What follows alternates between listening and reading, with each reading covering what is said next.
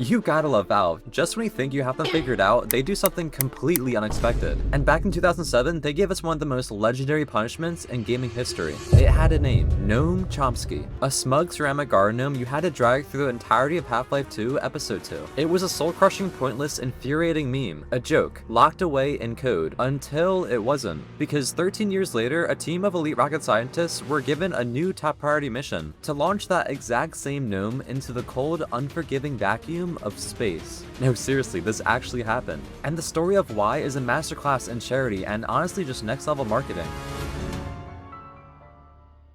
The year is 2007. Valve, the company that basically owns your PC, drops Half-Life 2 Episode 2, and buried inside it was the Little Rocket Man achievement. The goal seemed pretty simple. Find a gnome and carry him to a rocket at the end. How hard could that be? Turns out, it was impossibly hard. This wasn't a side quest, it was a full-time unpaid internship in gnome sitting. You couldn't just pocket him. You had to hold him, like a very fragile, very judgmental baby. You'd be in the middle of a frantic firefight with a Strider, these giant, terrifying alien tripods, and your first thought wasn't, I need to survive. It was, where did I put the gnome? Need to fight some aliens? You gotta put that gnome down first. Just try not to forget where he left his smug little face. Oh yeah, and that epic car chase scene? Well, you'd be driving with one hand and holding the gnome in the other, just praying to the physics engine that he doesn't clip through the map and disappear forever. He was a fragile ceramic agent of chaos. And the thing is, most people gave up. Well, of course they did. They had things to do. The forums back then were filled with tragic stories of players losing the gnome in the final minutes of the game. But the few who made it, they had a war story. A tale of shared pointless suffering that bonded thousands of gamers together. And quite frankly, the gnome became a weird beloved symbol of pure stubborn dedication. For over a decade, that was his story. Until one of the biggest names in gaming decided to write a new chapter. Enter Gabe Newell, the final boss of PC gaming. And in 2020, he had a brilliant, yet extremely weird idea. He wanted to raise a ton of money for the Starship Children's Hospital in New Zealand. A truly great cause. His plan to do it, however, was completely unhinged. And it required help from a very different world. This is Valve we're talking about, a company famous for operating on its own mysterious timeline and doing whatever it wants. Their world is one of code, creativity, and community memes. Now contrast that with the world of Peter Beck, the CEO of Rocket Lab. His world is one of orbital mechanics and irreversible physics, where a tiny miscalculation can turn a multi-million-dollar machine into a fireball. So imagine Peter walking into his mission meeting with his top engineers. They're probably expecting to discuss something like orbital decay or a new satellite contract. But Peter clears his throat and says, okay team, our next payload is a gnome. According to Beck, there was just this long, silent, confused pause. It was the silliest request they've ever gotten, and one of the most meaningful. Thankfully, the mission was a go.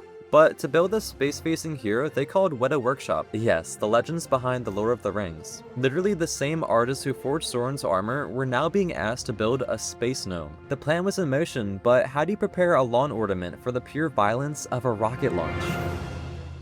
Real quick, if you're looking to upgrade your setup, Razer's got you covered. I recommend checking out the Razer Cobra Pro mouse and the Black Widow Pro keyboard. They're known for top tier performance and their sleek design, which is perfect for gaming or everyday use. You can use my affiliate link below to check them out and help support the channel at no extra cost. Alright, enjoy the rest of the video. You hand it over to the people who literally forged legends. This really wasn't just some cheap garden decoration. This gnome had to be built like a tiny glorious tank. Weta 3D printed him out of solid titanium. What's crazy is this little guy had a higher material cost than most of our entire PCs. And what I loved about this was they treated the project with the most wonderful, absurd seriousness. Think about the props Weta normally makes. The One Ring, Captain American Shield, and now, Gnome Chompski. He probably had a more detailed design document than most movie characters. Let's see, they ran simulations, they did structural analysis, they probably ran more tests on this gnome than a speedrunner trying to find a new glitch. This was a perfectly engineered piece of art that just happened to look like a gnome. And to top it all off, they gave the mission a name every gamer can appreciate: Return to Sender. A perfect nod to sending something back where it came from with force. Now the gnome was forged, the rocket was fueled, and all that was left was to point it at the sky and light the candle.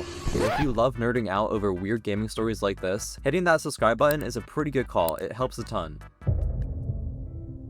November 20th, 2020, Mahia Peninsula, New Zealand. The Electron rocket is on the pad, ready to go. And inside, our titanium friend is about to get a bigger view distance than any game has ever rendered. Isn't that so crazy to think about? And so the final countdown begins. And we have liftoff! A multi-million-dollar rocket roars to life, all to give a lawn ornament the ride of his life. As thousands watched online, Valve dropped the other show. This wasn't just for the memes, this was a charity drive. The stakes were instantly raised. For a moment, the entire gaming world, so often divided by console wars and arguments, was united. The chat was moving faster than the passionates during a server crash, but in between the spam, the reactions were pure gold. He's finally getting the Little Rocket Man achievement! This is the most expensive Gmod video ever made. Imagine being an alien and the first thing you see from Earth is a flying garden gnome. By the end of it all, over 80,000 people turned in. That meant a check for over $80,000 for the Starship Children's Hospital. They launched a massive wave of support.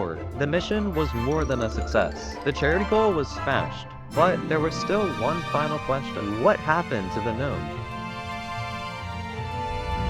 Is he floating out there right now waiting for aliens to find him? Well, not quite. Gnome Chompski, aka the Little Legend, performed his final duty, and he went out in an absolute blaze of glory. See, the Rocket Lab team are pros. They can't just leave junk floating around in orbit. That's space debris, and it's a huge problem. So, the gnome was designed from the start with one final heroic purpose: to have the most epic death imaginable. As planned, his orbit decayed and he fell back towards Earth. He became a shooting star, a 15-centimeter titanium man-made meteor burning up in the atmosphere. It was the perfect Viking funeral for a gaming icon. And honestly, that's the most beautiful part of this whole story. It's about how a pointless, frustrating achievement from a video game became real, and how it inspired engineers, artists, and a billionaire to pull off one of the weirdest and most wonderful charity events ever. They took a digital joke and launched it into the stars. In the game, closing that rocket door was the end of a long journey. In real life, it was the start of one. A journey that proved even the silliest parts of gaming can have a powerful, real-world impact. And that's a legacy worth more than any achievement score. Also, I'm genuinely curious, what's the one achievement that almost broke you? Drop it in the comments because I'd love to read about your own tales of pointless suffering. Thanks for watching!